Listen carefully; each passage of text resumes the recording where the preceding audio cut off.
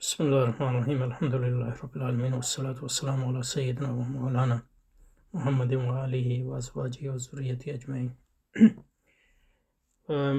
Continuing our discussion of Imam Ghazali's definitions of reason and its types. And last time we had started looking at the first type, the type which he says differentiates human being from animals. And he defined that type, and we had looked at the definition last time. It's a potential, or it's a capacity to receive theoretical knowledge. And we hadn't defined theoretical knowledge, so we'll define it today. And by وتدبير الصناعات الخفية الفكرية, by that we meant the practical capacity to do things. Practical capacity to do things. So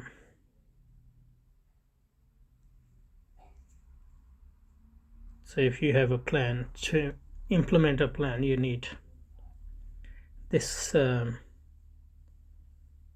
capacity, this power, which we call reason, to do things. So for example, if you want to go from A to B, if you go from one city to another, or one place in a city to another place, that's what you want to do for whatever reason, then this practical capacity can tell you how to go about it. Okay, so what does he mean by theoretical knowledge? So just a bit about it, because it's important to understand the basic difference between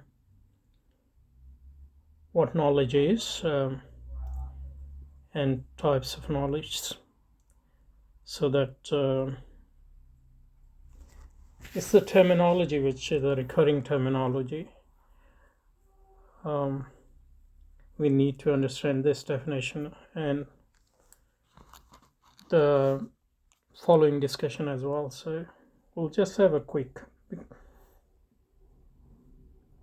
overview of this, even though we have had separate sessions in which we considered the definition of knowledge and its two types, self-evident and necessary knowledge, and theoretical knowledge.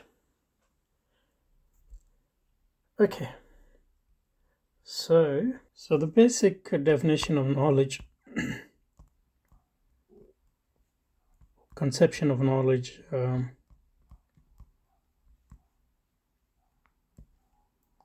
which you get in Ilm al-Usul or in Mantiq, is knowledge is divided into Qadim and Hadith.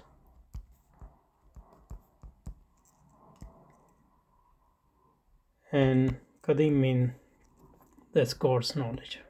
So that's out of, we are not talking about that. So when we are talking about knowledge, we're talking about only human knowledge, or knowledge at the level of creatures. So this knowledge, so it doesn't apply to God at all.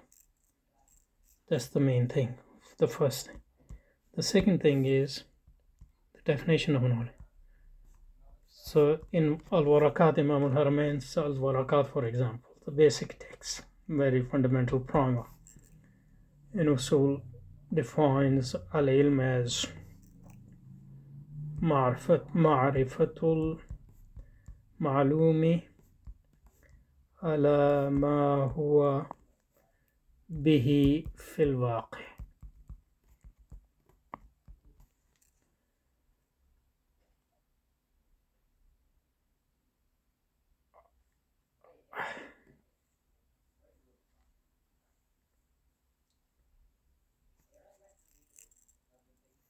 Now, normally it is objected against this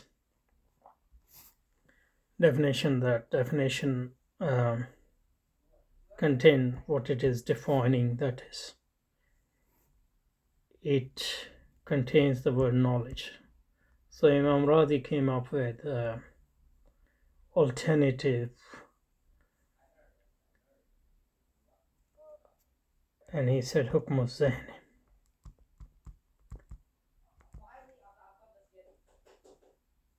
حكم الذهن الجازم المطابق لموجب. So he defined knowledge as judgment. But we can say a shay, to know something, ala ma huwa fil waqi, as it is in reality. So to know something as it is in reality, that's what knowledge is. And that can be the judgment of your mind, or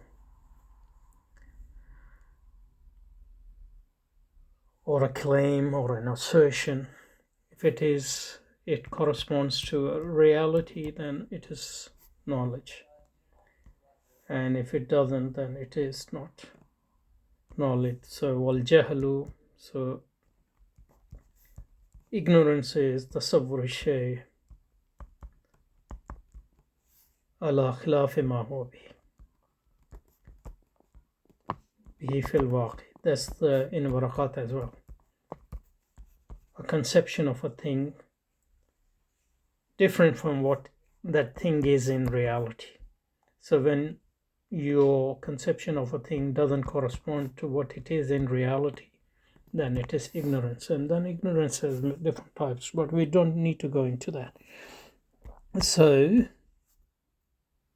and then al-ilm is divided into further, and we are only talking about the contingent or ilm al-hadis, the knowledge of the creatures, is generally divided into al-ilm al-badihi and al-ilm al-ilm al-nadhari. And sometimes this ilm al-badihi is also known as al-ilm al-daruri. Personally, I think there's a difference between self-evident knowledge and so ilm al-badi, self-evident knowledge, and ilm al-daruri is necessary knowledge.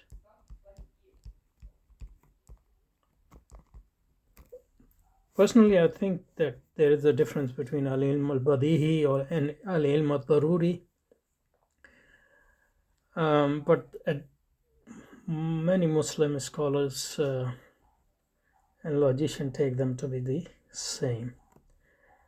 And al-ilm al-nadhari is the knowledge which is not badihi, and we'll look into both of them in a minute, both types.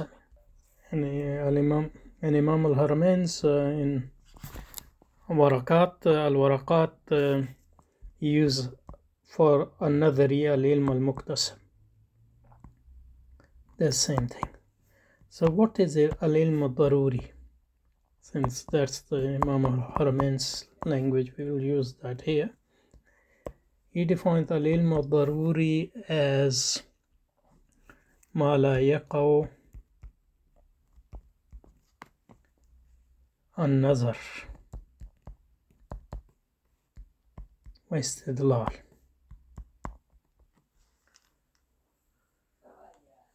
And he gives so what doesn't occur through thought process, doesn't involve.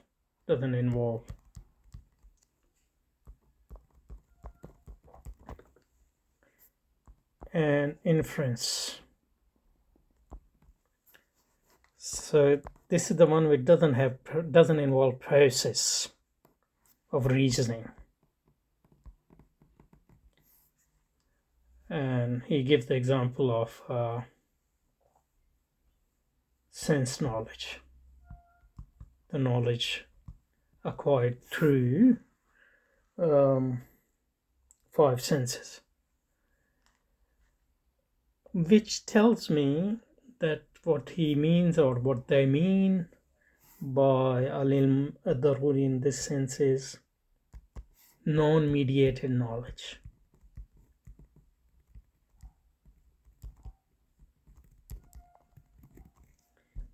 And this sort of knowledge is we nowadays call intuitive knowledge, which also tells us that al-ilm ad-daruri actually ilm al-nadari or al-ilm al-muktasab, which Imam Ghazali uses, I translated as theoretical knowledge, which I shouldn't have, as will become clear, because if al-ilm al-daruri is intuitive knowledge, non-mediated knowledge, ilm al-nadari simply is mediated knowledge.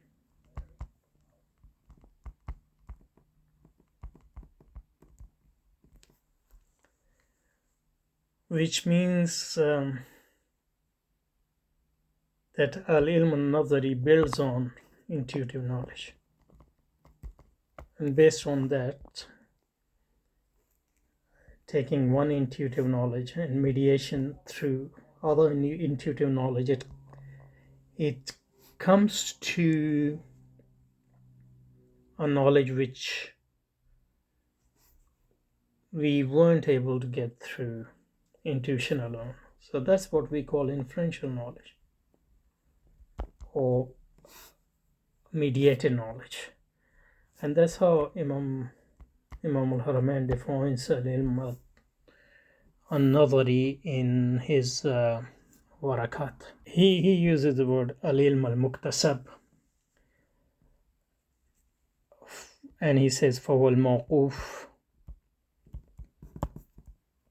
على النظر والاستدلال. So the knowledge which involves reasoning process, that's what nazar mean, and istidlal, inference, that is al-ilm al-nadari, which means basically as Muslim logicians and usulis, they through the process of conceptual exhaustion, or I guess exhaustion, they arrive at this division that knowledge is either mediated, non-mediated, or mediated. That means, and that's intuitive knowledge. And mediated knowledge always builds on intuitive knowledge, because you can't mediate without the basic material on which you mediate. And if we only had mediated knowledge, then that would be an infinite regress. So we must start with something which is non-mediated. That's the reasoning anyway.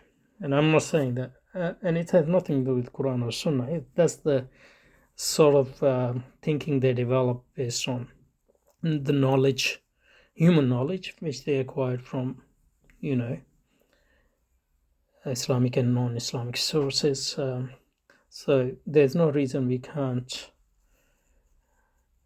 critically develop this. But that's what they mean. So we need to understand their terminology, otherwise we won't be able to understand their basic definitions here, for example. So that's why we still need it. but we shouldn't treat it as if it is defined in Quran that knowledge is of two types, and there can be more types. And the claim that mediated knowledge must start with non-mediated knowledge, that's they took it to be self-evident, but I mean, we don't have to accept this claim.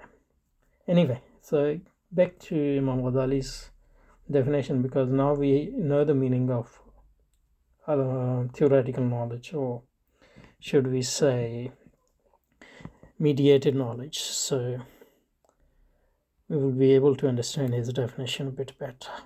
So if we read Imam Ghazali's definition again for Lafzal, first type, his definition of the first type of first conception of reason is a characteristic which differentiates human being from other animals, and that's the potential or a capacity to receive theoretical knowledge or mediated knowledge. And that capacity can be theoretical as well as practical. That's what I mean by وتدبير الصناعات الخفية الفكرية. I mean, not I mean by, I understand by وتدبير الصناعات الخفية الفكرية. الزبيدي in his commentary on Imam Ghazali say here doesn't add much to this, but I'm pretty sure that how I have understood it is basically correct, even though I'm sure others can add to it, but for our purpose at this point this is fine, because I was just trying to find where this half الوصف الذي يتميز بأمثال البهائم هو الذي استعد به لقبول العلوم النظرية وتدبير الصناعات الخفية الفكرية. And Zubaydi adds that Zabidi adds that أي الخفية المدرك الدقيقة التي تحتاج إلى إعمال الفكر. So basically, whenever the thought process is involved, that's theoretical knowledge. That's ulum al-nazari, and they can be of, that's mediated knowledge, and that can be of two types, theoretical as well as practical. So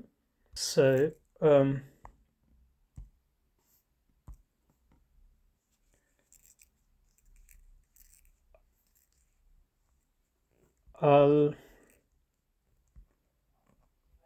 al-nazariya, so reason is a power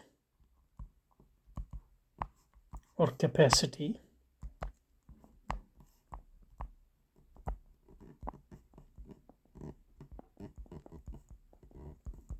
now it's up to you to say whether it's a faculty or it's just a function.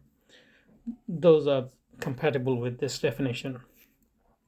That will depend on our understanding of mind and how it works, and that's always growing with growth in physiology and psychology and all other empirical disciplines. So reason or al-aql is the capacity to be capable of acquiring mediated knowledge based on,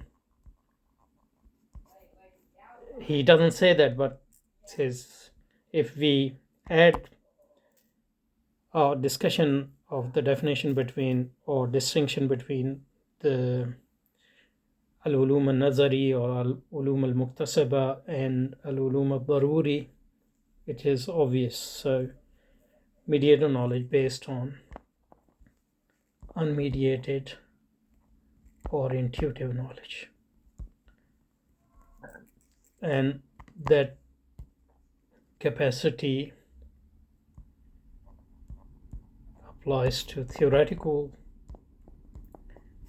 as well as practical matters. So theoretical matters like understanding the nature of universe, for example, and practical matters like understanding how to go from A to B, for example, or how to build something, or how to implement a strategy or plan. So reason, this the first one. Reason is the capacity or power to acquire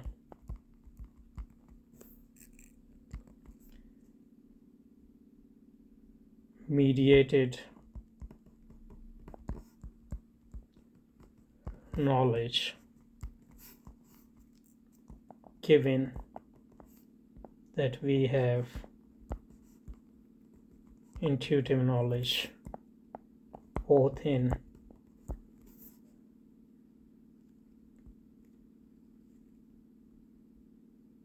theoretical as well as practical matters. Which really means is that this definition of reason is a capacity for inference. And that's very close to what one of the conception of reason Kant has, for example. Define reason as a power to infer. And he differentiates that from understanding, which is a power to judge. So reason in this sense is basically an inferential capacity to make inferences based on our intuitive knowledge. So in that sense, reason doesn't acquire intuitive knowledge. That is through other capacities, for example, senses, for example, or for rational knowledge, let's say structure of mind, for example, or for those who believe in rational intuition, that would be rational intuition. So that's a bit more clear, the first definition, even though we haven't progressed much from what we did last time, so we went over it, but we have a much better understanding of the same topic, or the same lines today than we had in the last session. So today we are going to stop here, same point, but hopefully with a better understanding of فالأول والوصف الذي يفارق الإنسان به سائر البهائم وهو الذي به استعد لقبول العلوم النظرية وتدبير الصناعات الخفية الفكرية. So basically it's a capacity which differentiates human being from other animals, and this is the capacity capacity for inference, basically. So that's so reason is a power to infer things, power to make inferences. That's what the first conception of reason is, according to Imam Al-Ghazali. Okay, we'll stop here, and next time we'll look at what he attributes to Al-Harith bin Asad al-Muhasibi or Muhasibi. Okay, thank you.